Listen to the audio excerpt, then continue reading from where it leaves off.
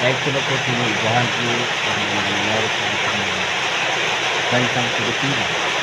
Sa pag-aaral ng ito sa IEC. Ito naman. Ito na po ang sinasabi ni Brother Eva. Talagang magiging pagkatotoo ang sinabi niya sa bawat sinasabi niya tapos patungkol sa universo na sinasabi niya sa mga relihiyon.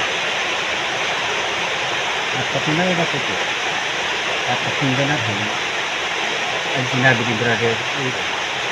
So, totoo ang kanyang mga pahayag sa mga nangyayari.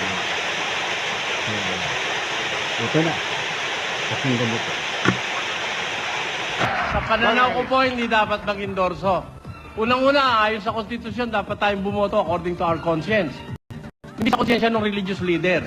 At hindi mawawala ang corruption sa gobyerno habang may politics ng utang na loob sa bansang ito. Dahil sa kai-endorso, kinakapital ng religious leader yung kanilang grupo para makakuha ng pabor sa gobyerno na siyang pinanggagalingan ng grabe operasyon. Na nating idamay ang Diyos natin sa bagay ng politika. Dahil, halimbawa, sinabi ni Kamanalo, ang inuboto natin ito, sugo ako ng Diyos. Di tama, dapat ang sinabi ko, natalo yung kandidata. Di mali ang Diyos mo.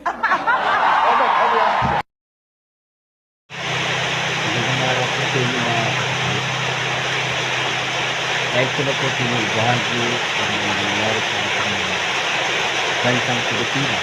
Sa pag-aaral ng ito sa IEC. Ito naman. Ito na po ang sinasabi ni Brother Eva. Talagang magiging pagkatotoo ang sinabi niya sa bawat sinasabi niya tapos patungkol sa universo na sinasabi niya sa mga relihiyon. At patunayan na po at pakinggan natin ang sinabi ni Brother Eva. So, totoo ang kanyang mga pahayag sa mga nangyayari. So, ito na. Pakinggan mo po. Sa pananaw ko po, hindi dapat mag-endorso. Unang-una, ayon sa konstitusyon, dapat tayong bumoto according to our conscience. Hindi sa konsensya ng religious leader. At hindi mawawala ang corruption sa gobyerno habang may politics ng utang na loob sa bansang ito. Dahil sa kai-endorso, kinakapital ng religious leader yung kanilang grupo para makakuha ng pabor sa gobyerno na siyang pinanggagalingan ng grabe operasyon. Na nating idamay ang Diyos natin sa bagay ng politika.